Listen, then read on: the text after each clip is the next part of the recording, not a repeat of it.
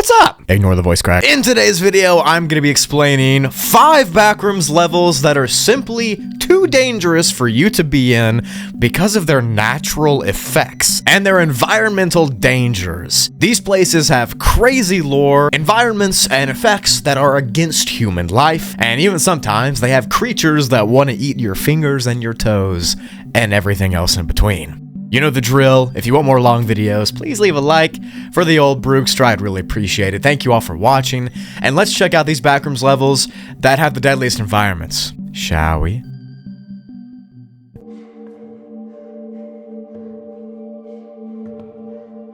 Backrooms level 479 has been given a classification of 2 for it being unsafe with a strange entity presence throughout. Although personally, after reading the page a couple times, I think it needs to be higher than 2. The level's nickname is entomophobia, which essentially is the intense and irrational fear of insects. And if you have that fear already in real life, this would probably be the worst level for you ever. The layout of the level is a large series of connected, grimy old hallways with doors on each side of those halls that lead to different apartments and hotel rooms. The color palette of the entire level here is dull. It's beige, it's grimy. Muck and mold and other sorts of disgusting things cover every surface that you can see, and everything feels sticky. It's like that feeling when you get syrup all over your hands, except this is the entire level feeling that way. The hallway that connects these various rooms has been shown to have various types of damage. There's burn marks, there's scratches, there's tears and rips, and so on and so forth. And the apartments also have the same. If you open up one of the doors in this hallway that leads to the apartments and stuff, and you look into the room, you'll notice a dimly lit, dingy living space. Old tile floors, plain walls, and very little sign of current life. The rooms are empty except for a sparse couch or a chair or something, and the lack of light that is in the rooms makes the entire level even more claustrophobic. You'll feel cramped, you'll feel trapped, and you'll just feel like you can't escape. Couple that with everything being sticky and old, and you just get a bad mixture of things. Some of the apartments or the hotel rooms here also have moldy carpets and moldy walls. It truly feels like this was a place that was from the 1920s and it just has not been remodeled or anything. The doors that lead to these different places are usually locked from the inside as well, and the only way to get inside of them is by finding the right keys in the hallways outside. All you have to do is find a key and try to match it to the door that's the closest to it. Once you unlock a door and walk into an apartment, that door will remain unlocked, but only for 90 minutes. So you have an hour and a half to explore whatever you're doing before it locks itself back. There's windows that are in these rooms as well, except they don't actually look outside to anything. In fact, all you can see past the window pane is just a concrete mass. It's just concrete, which leaves the question of where the level actually is a complete mystery. We have no idea. It's said that sometimes while opening these doors, instead of opening up to a room or an apartment, you'll instead open up to a straight room filled with mud. Just mud and dirt. That's it. There's roots, there's earthworms, there's rocks, and that's literally all the room is. And these mud rooms are filled to the brim, all the way up to the ceiling with the dirt. And no one really knows why. However, the dirt might explain what this level is known for: the bugs.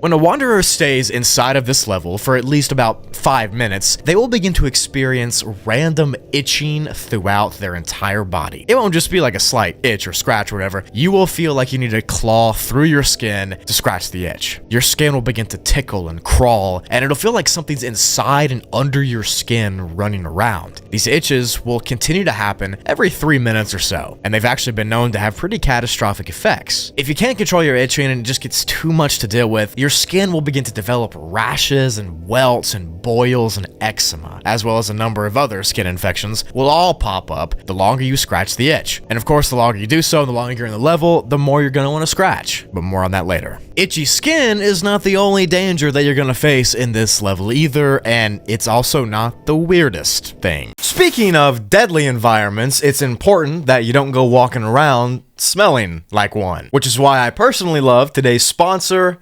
Scentbird. Scentbird is a fragrance subscription service that sends you fragrances in the mail every single month. You can select from a diverse portfolio of different fragrances, and personally this month, I got sent these. I got some Versace Pour Homme, some 2778, some red tobacco from Mancera, Paris, and some Centel Colleen. And might I say, this room smells pretty good. The beauty of Scentbird is that rather than committing to a big bottle of perfume or a fragrance for like $500 or whatever, you get vials that are this size to try out first, and pretty big. And since there's over 900 different fragrances that you can choose from, even from brands like Prada and Versace, you're never gonna run out of options. In my opinion, this red tobacco is quite literally the best scent I've ever smelled. So if you want to try Scentbird and find your signature scent, you can scan the QR code on the screen, or you can click the link in the description and use my promo code BRUGLY to get 55% off your first month of Scentbird,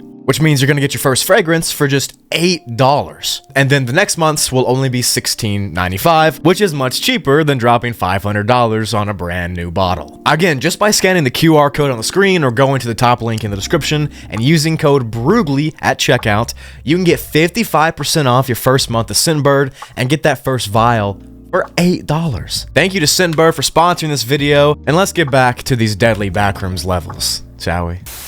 The air throughout the entirety of this level is hot and steamy and stuffy, which means that level 479 is susceptible to a phenomenon known as back sacks. Now, back sacks are listed as phenomenon 32, and these are rare occurrences on indoor backrooms levels where the ceilings of that level start to droop down, filled with some kind of liquid in odd areas. The anomaly looks like a sack hanging from the ceiling that's about to explode, except back sacks have other properties that make them even more strange just beyond that. From inside of these droopy parts of the roof, movement can be seen, as if something is trapped inside. After about 10 minutes or so of a back sack growing, it has the chance to pop and release its contents onto the floor below. If you're nearby this when it happens and you smell the fluids, you will eventually be overcome with the urge to consume those fluids. Now keep in mind, the fluids I'm talking about just came out of a sagging section of the back room's ceiling. That's what you're going to want to eat. But anyways, if you eat this liquid, you're going to die, pretty much. The liquid inside of the back sacks is thought to be some sort of mixture of cashew water, liquid death, sewage, and small pieces of flesh, as well as various mold spores and things of that nature. Usually the fluids are a pinkish yellow color, but they can also be brown. And if I'm being honest, this is absurdly disgusting, and it would probably make me vomit if I saw this in real life. But yeah, back sacks need to be avoided. Don't stand under them. Don't consume it, you'll just die if you do, and don't smell the liquid if you can. Walking even further into these sticky hallways, you might notice a few old vending machines here as well. These are usually broken or out of order, and they don't really have anything of use inside. In fact, food in general on this level is strange. It often has this sour taste or bitter taste, no matter what it is. You could bring food from another level that was just fine earlier, but when you eat it here, it tastes bad. But again, the level's strangeness does not end here. There are a number of unique entities that crawl around these dingy hallways and rooms, and these are not the typical entities that you'd think you'd see in the back rooms. They're known as quarter critters, and they infest the level, hiding beneath the floors, the walls, the vents, the carpets, even in back sacks and everywhere else. These quarter critters take the appearance of giant centipedes, huge spiders, flies, mosquitoes, beetles, and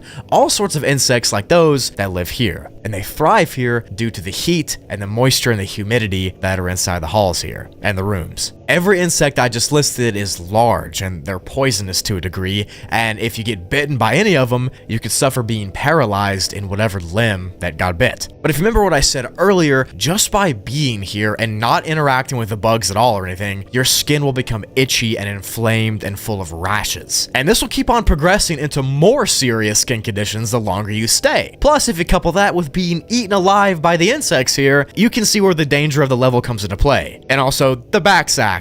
Need I remind you of them? They are disgusting and they make it just even worse. But these rashes that you will face from the moisture here will make you weak and delirious and tired. All the while, the critters that live here will be crawling closer and closer to you, ready to consume your flesh.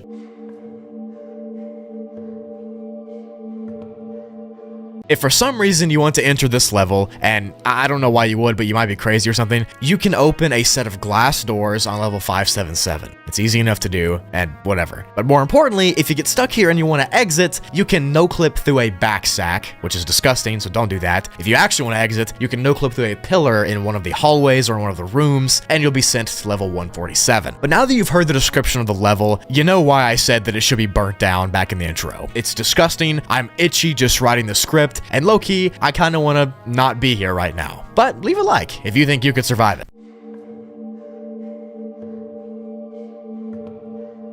There are several fake home levels in the Backrooms. These are places that make you think you're in reality, but you're actually not. I've gone over several here on the channel, but none are quite as sinister as the level here in today's video. This one will seriously terrify you if you listen to all the details. Level 686 F6D65 begins with the following paragraph. You awakened in mono-yellow hallways, rife with the stink of old carpet and stagnant air. You walked for a long time, but found no one. Only stretch after stretch of yellow wallpaper and the ever-present humbuzz of fluorescent lights. Your feet began to ache, but you had to press on, even if only little by little, step after step. You had to keep moving. There was no alternative. You broke into a run, hoping to find any sign of progression, any indicator that you weren't just traveling in circles. You looked, but there was nothing to see. You cried, but there was no one to hear. Only the monotone walls, only the apathy of the lights, only mile after mile of constructed randomness that leads nowhere. It was all there. It was all that was left, but you had to keep moving. I had an awful dream. So that paragraph kind of sets the tone for the way this entire level is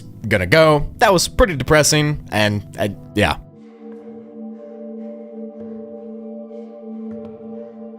The level has been given a class undetermined difficulty due to many mysterious properties and undocumented creatures, as well as limited available information. Level Home is a warm, moist, even dark environment, and everybody that comes here experiences the beginning of the level in the same way. Every wanderer who arrives in Level Home will come here and will awake underneath the sheets of what they think is their bed. You'll feel comfortable and cozy, and everything will seem like you're just laying in your bed in the front rooms. All the memories that you have of the Backrooms you just experienced will feel as if they were faint dreams. They won't seem real, they won't seem like they actually happened. You might feel a little drowsy, but other than that, you'll be relieved that you're in real life. Everything feels right. It feels like all of that horror that you just experienced was a bad dream, and now you're finally back in your own bed. The room you're in is very dark, and faint light is available, but eventually you'll realize that there are various decorations on your walls. Pictures and posters and that sort of thing. You can't fully see them though, they're just outlines because it's so dark, but you know they're there. The room is quiet too, almost uncomfortably quiet. And you'll notice that in your hand is your phone. Usually somebody's phone is all they have when they no-clip into the Backrooms because no-clipping from real life is accidental,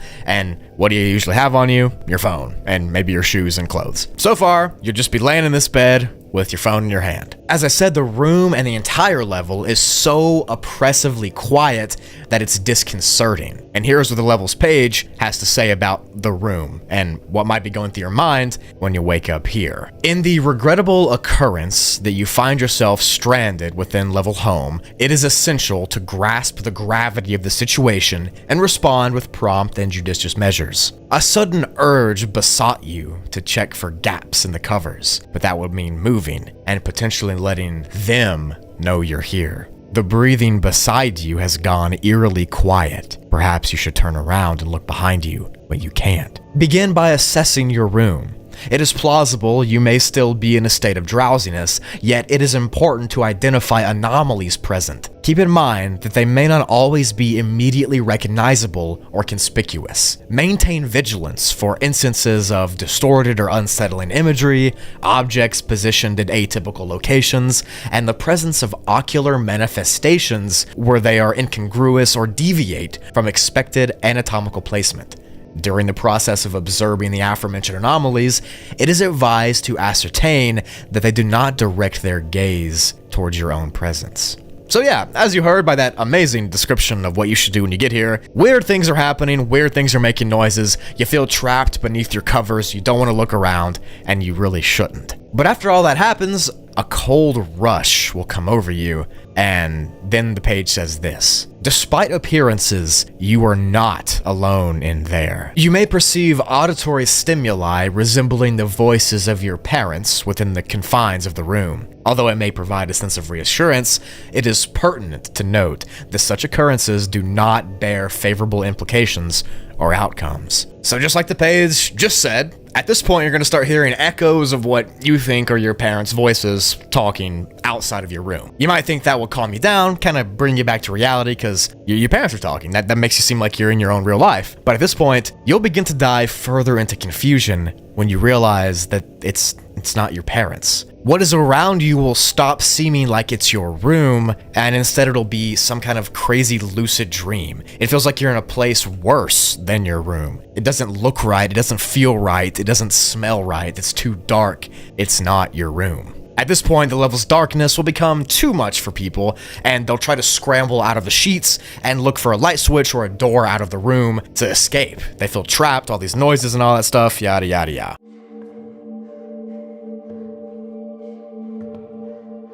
At this point, if you exit the bedroom, which you thought was your room, you'll eventually lead out the door to a landing area in this upstairs part of your house. This upstairs area will likely be empty with nothing of note, but it'll lead directly to stairs, which will take you down to the first floor. This hallway, this corridor with this foyer is dark and you really can't see anything, and it's scary to walk through because you don't know what's there waiting. You just heard voices of what you thought were your parents, but they weren't. Most normal people will start to walk down the stairs that they see, and once they do that, they'll get to the ground floor where the rest of the level can be viewed. There's a kitchen, there's a living room, a dining room, and all that sort of thing right in front of you. If you smell something dead, do not investigate it. When you're on the ground floor, it is very common to hear knocking and banging occurring randomly in the ceilings and walls above and surrounding you. You might also hear unintelligible groaning echoing from inside the house as well. Maybe some creaking footsteps, maybe some gargling noises, maybe some bone snapping noises too. All of these things have been reported to echo through the hallways in the house. But now you're stuck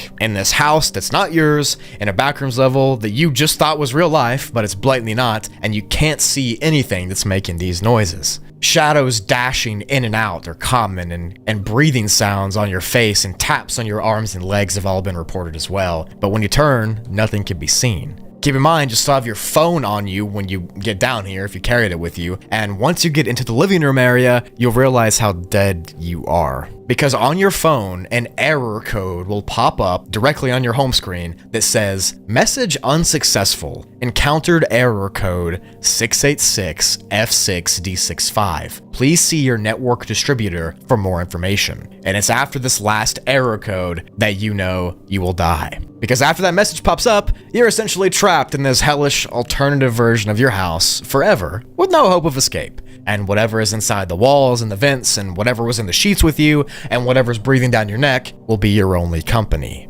There are no known entrances and no known exits to this level, and level home is truly a trap level. You will never escape. All the information I just told you is it. That's all we know. We don't have any other information. What makes the noises? We have no idea. Where it comes from? We have no idea. How you're trapped here? We have no idea. But what we do know is it's pretty scary.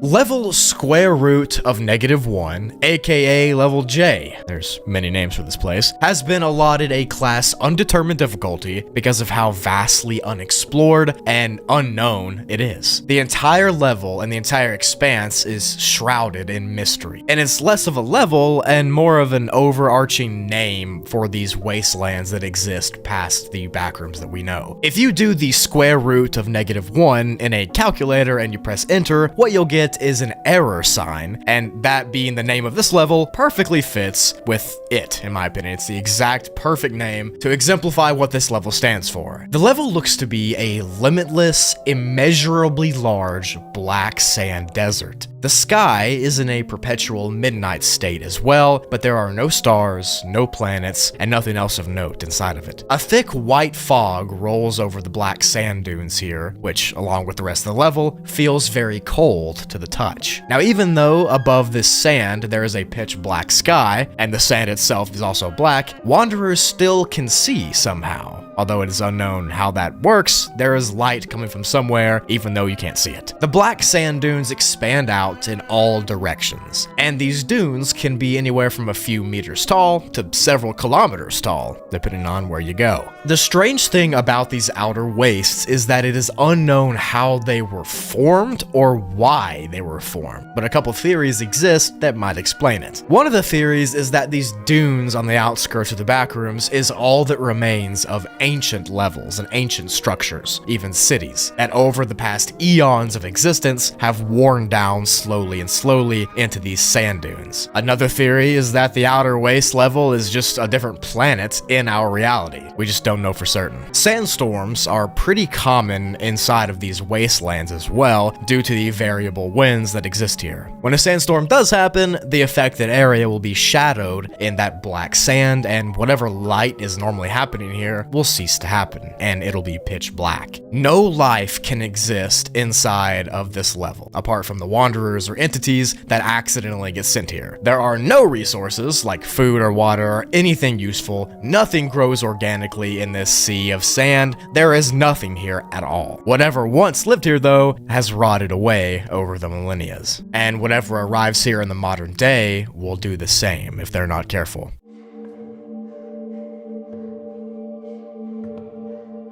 Because of the lack of resources, or any structure of the level, the formation of a colony or a society, or even a base camp would pretty much be impossible here. The temperatures in the wastes are constantly at 0 degrees Celsius, which is 32 degrees Fahrenheit, which means that getting hypothermia is pretty common if you stay here for an extended amount of time. If you aren't dressed appropriately while wandering through this cold desert, you will not make it very far. This also means that any liquids that you bring here also have the chance of freezing if they're not stored perfectly right. The wastes have no natural places to rest. There are no caves, there are no shelters, no trees, just this infinite plain of black sand dunes beneath your feet and permanent darkness above you. In this level, time seems to be happening forever. It feels ancient, like everything is a ruin of what it used to be, but now it's just decaying and errors as far as the eyes can see. If someone wanted to come to these outer wastes beyond all of the Backrooms levels, it would be near impossible to do so, because even if you have a level key or anything like that, no door exists that'll open up to this place. All that's known is that the further you get away from level 0, the closer you get to this level. Now, this fuels the belief that the dunes are actually what truly lies beyond the backrooms. Although, like I said at the beginning, that is not confirmed, that's just what we think. The sand here is all pitch black, as I've said a billion times in this video, and it is very finely granulated. It feels soft, almost like kinetic sand when you walk on it, and again, it is cold on the feet. The entire place fills you with an empty and hopeless feeling, because once you make it to the outer wastes, is there anything beyond it? Or is this just the end of the road? Is this truly all you worked for?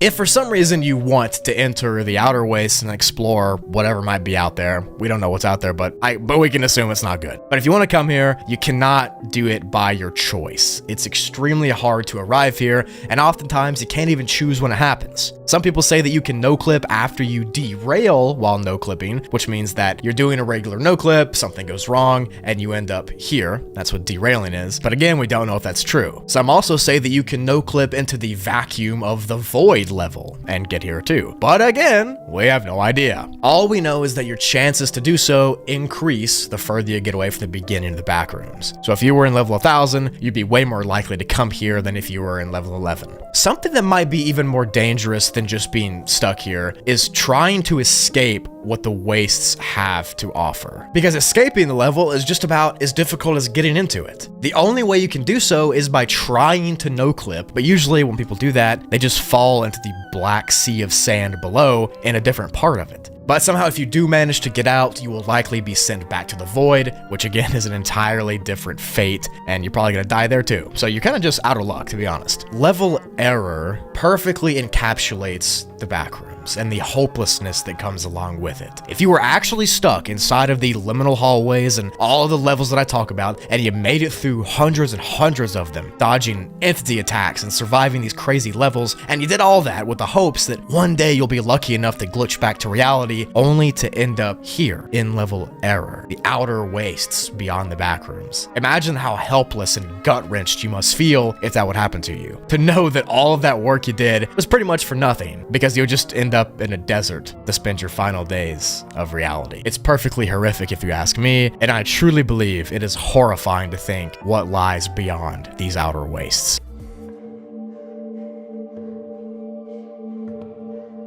Level 767 of the Backrooms has been given a class Undetermined difficulty because of all the stuff I just mentioned. It's got weird properties, mysterious information, and undocumented entities in there somewhere. We'll talk about all that in their proper sections. The level is nicknamed the Check Space because it's checkered, that's it. But mainly because the entire expanse of the level looks like an untextured plane and a chessboard, with black and white squares comprising everything. The entire level size is unknown as of right now, but it's assumed that it's infinitely repeating in these different areas, just like most Backrooms levels are. However, there are 3 specific zones in the check space that have been discovered, that have been mapped out and logged and all that stuff, and in these zones there are various effects that you're going to need to be aware of. The entire geometry of the entire level is unstable, and it's prone to warping and glitching, and nothing is really set in stone. It's like a de-textured Backrooms level. And because of this, no clipping hazards can result in a high number of casualties. The following is a comprehensive list of things that you need to be aware of when you're walking through this untextured plane, and things you just need to keep in the front of your mind to stay alive. Stepping on black tiles may accidentally no-clip one into the void. Areas will constantly shift to become unfamiliar to the wanderer traversing them. If one has stayed long enough, their mind may be tricked into seeing things that aren't there. Holes within the outside are common, but not easily seen. This may lead to one being stuck with no way out. Formation in the shape of spikes in the outside are common and could be lethal if one is not careful enough. Furthermore, they may appear at the bottom of holes. That's like the main list of things that you need to kind of think of and avoid while walking around. They're pretty self-explanatory, but you wouldn't know them if I didn't just tell you about them. So if you don't follow those rules and guidelines, you probably are gonna die, frankly.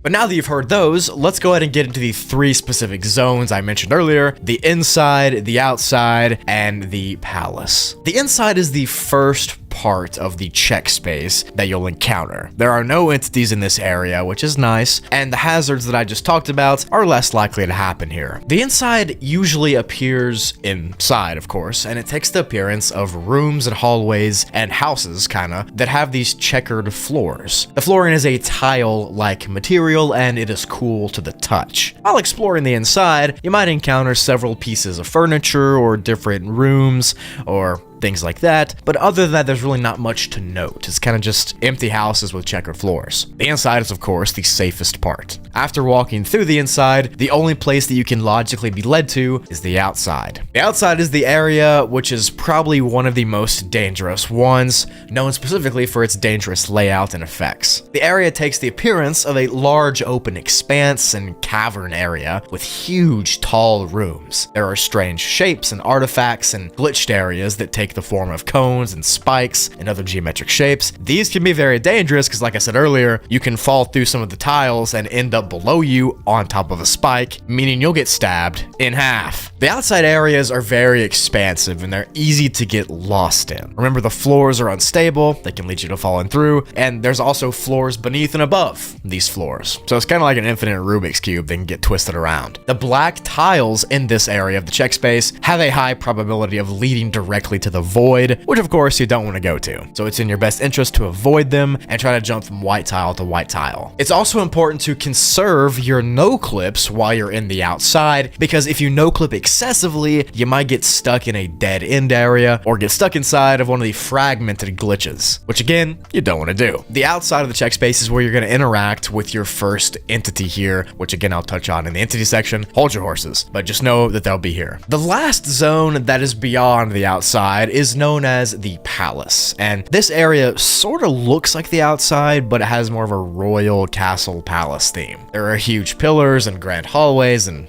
throne rooms and yada yada yada. And the majority of the entities that call the check space home live here. The main area of note in the palace is the throne room, and this is the main focal point of the entire level. It is where the king and the queen entities reside. As you can tell, the entire level is kind of chess themed and chess based, and not just with the layout and with the entities, but also with how you have to play your cards, so to speak, to survive. You know, the different parts of the floor could have you fallen through or have you, incinerated or something, so it's important that you jump to the right check spaces, that way you can get through alive. You have to think what you're doing, just like when you're playing chess in real life, you have to think of your next move. The same goes for here. But anyways, the inside, the outside, and the palace are all the places that you can explore while visiting, and all of them are subject to the effects that I mentioned earlier. Take your time, don't rush, think through your emotions, and you should be okay, unless you're not. Don't blame me if you die.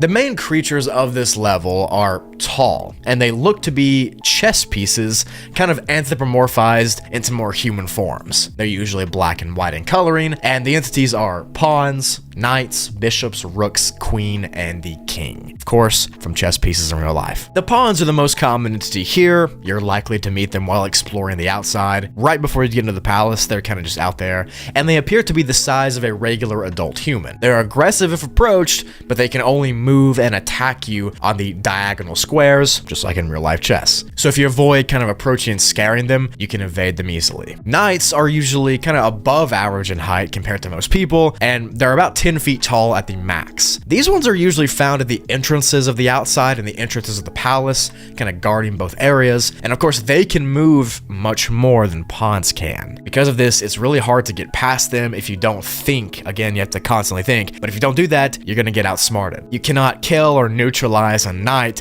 so if they choose to attack you, you're gonna have to just evade them. They can move one to the left and two down, two to the right and one down. They can move in L's pretty much. They're very strong, very aggressive. Try to avoid them. Bishops can reach heights of around 9 feet tall, and they're only found inside the palace of this level. And again, just like in real life chess, they can move in any direction diagonally. They're less aggressive, but if you encounter them, they can still squish you to death. Rooks are the tallest, largest, most formidable versions of these creatures. They stand at about 15 feet tall, and they're pretty much death traps. They can move left, right, up, down, as far as they want in any direction except diagonal, and they can make up ground really fast. They're aggressive. They are rare though, which is nice, but again, they're gonna try to squish you and checkmate you as soon as they see you. All of the entities can move every 1 to 5-ish seconds, depending on which one you're talking about, and that can give you just enough time to make your own move to survive or make your own move to die. You pretty much just have to have a knowledge of how chess works in order to survive jumping around the different tiles here. Now, the king and the queen are the last two creatures, of course, and I'll explain those now. The king is the least dangerous entity in this level, kind of just chills in the throne room. He can only move one piece at a time, but the reason it's dangerous to go to him is because the queen is right next to him. And of course, the queen is the most powerful entity in chess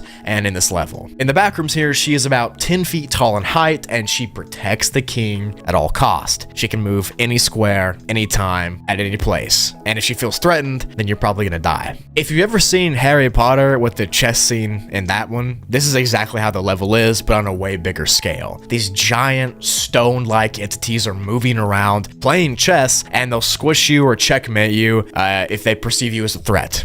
So don't do that, and you might live, but you have to be smart, have to be cunning, have to decide really quickly what moves to make to avoid them. If you're good at chess, you'll be good at this level. To enter the level, you have to no-clip through any black and white chessboard on any level, and to exit, you have a bunch of options, but the easiest one is probably just trying to no-clip through the outside area to be sent to a different level. You can also do a pretty cool thing. If you checkmate the king by backing him into a corner, you'll get sent to level 399, Promised Land. So that's kind of a little incentive to come to this level, because if you do win the match effectively by checkmating the king, you'll be sent to the best level there is, which I guess is pretty cool, but I don't know if it's worth it. The check space is more dangerous than you might think it is off the bat. Between its entities, its effects, its glitchiness, and the way it works, and how hard it is to mentally survive the level, you might not survive. It takes a lot of brain power, a lot of foresight to beat all these entities in chess, because it's like you're playing 1 against, 30. And since this level's infinite and repeating, the rules continue to change depending on where you go. And me personally, I don't think it's worth coming here because I'm not trying to get squished by a giant chess piece. But let me know in the comments if you would come here and if you could win the level.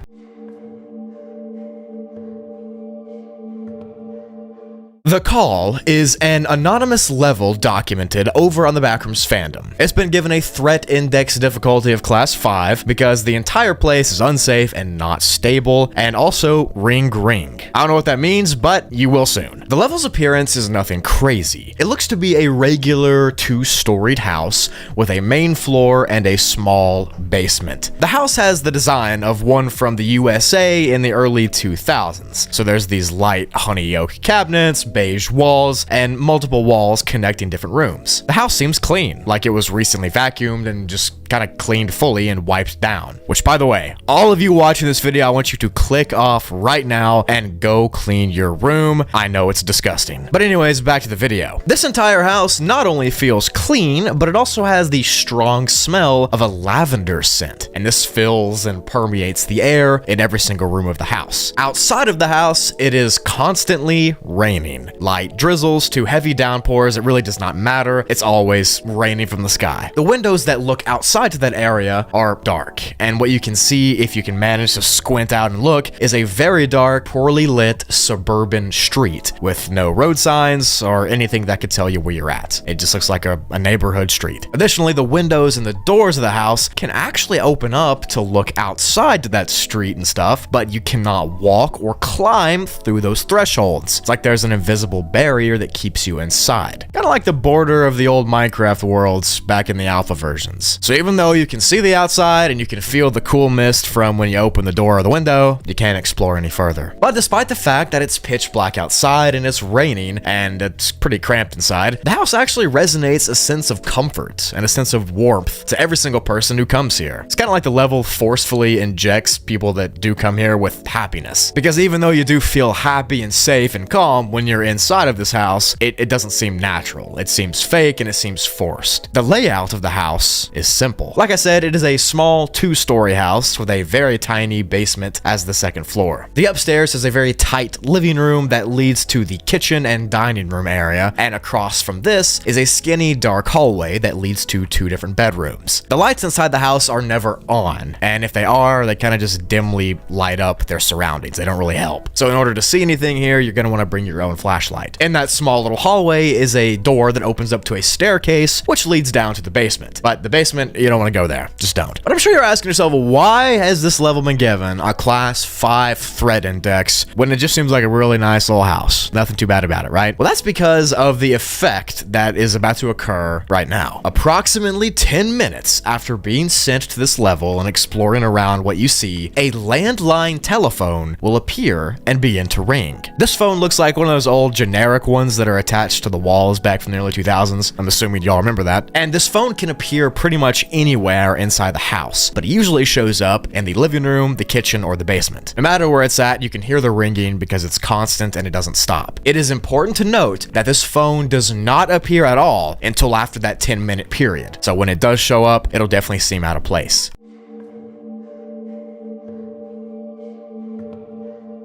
Once the phone shows up and starts to ring, a small piece of paper that looks to be kind of a note will appear on the floor below it. The note always will say the following poem. No matter where it's at, it always says the same thing. If you answer, the past will fade away. If you ignore it, no one will remember you. Which is just an awesome little poem. I'm sure that's probably the best thing you want to hear when you read a little note in the back rooms. If you pick up the phone after this and you put it to your ear, you will instantly forget one single memory. However, the memory that you forget is random, and you won't really know what it was. It could be something stupid, like what you had for breakfast yesterday, or it could be something important, like your name or something. However, on the other hand, if you choose to ignore the call and not pick it up when it's ringing, the page says you will die and cease to exist. So essentially, it is better to pick it up and lose a memory and listen than it is to just decay right in front of the phone. The method of death that occurs if you do not pick up the phone is unknown, but it's assumed that you somehow get absorbed or decompose or decay or glitch away because there's no body smell or dead bodies in this house. So what actually happens when you pick up the phone? You know, I said that you lose memory, but what do you hear? If you do pick up the phone and listen to it, one of three things can be heard. One is that you might hear hushed and troubled and kind of gargling breathing on the other end, like someone is wheezing or being choked. Number two, you'll hear muffled laughter and the sound of someone crying off in the distance. Number three is that you'll hear a voice that you recognize crying and screaming your name and trying to get you to help. This voice could be your brother, your sister, your friend, your mom, your dad. We don't know how it's related to you or how the level picks it. We just know that it's someone you know. Whenever you hear one of those three, the call will take anywhere from 1 to 4 minutes to conclude. After that time period, the line will just disconnect itself and it'll stop working. After the call ends, the memory will get taken away from your body as well as some part of your physical makeup. So not only will you lose a memory, you'll also lose a body part or a single cell or something. But in worst cases, you'll lose legs, arms, hands, feet, appendages, and that sort of thing. You might forget how to speak, you might forget how to open your eyes. It's just a bad combination. It seems like the level is playing with its food. But usually after the first call ends is when the people that come here begin to panic. And rightfully so. Imagine ending a call and your leg falls off. However, after 10 minutes of this panic, the phone will ring again. And you will have no choice but to pick up that phone and listen again to whatever it says on the other end, and after it disconnects once more, another piece of your humanity will be gone. Maybe it'll be your sight, or your mouth, or your ears, or your legs, or your arms, or your knees. Something will disappear again, and you'll lose more memories. This cycle of continuously answering the phone and losing a part of yourself will happen over and over and over, while the phone will continue to ring every 10 minutes until nothing is left of you.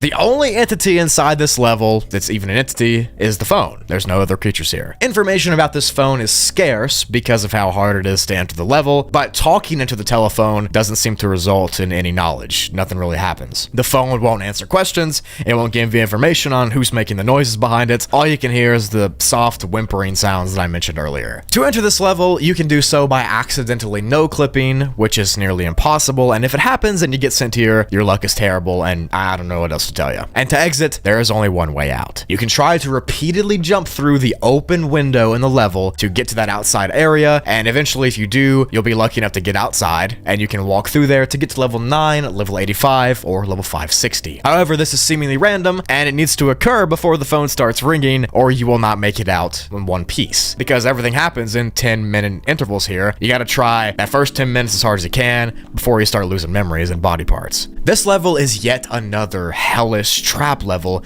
that can be found deep inside the backrooms. Even though its environment is chill, it seems safe, it's still one of the deadliest places ever because you only have 10 minutes to try to figure out before the phone rings, and whoever's on the other end, whether it's an entity, whether it's just the backrooms playing with you, will begin to take your memories and your body. Good luck with that, and Godspeed while you try to survive this level. Just remember to never answer the phone inside of the backroom. Well, look at you. You made it through an entire 30-minute Brutally video.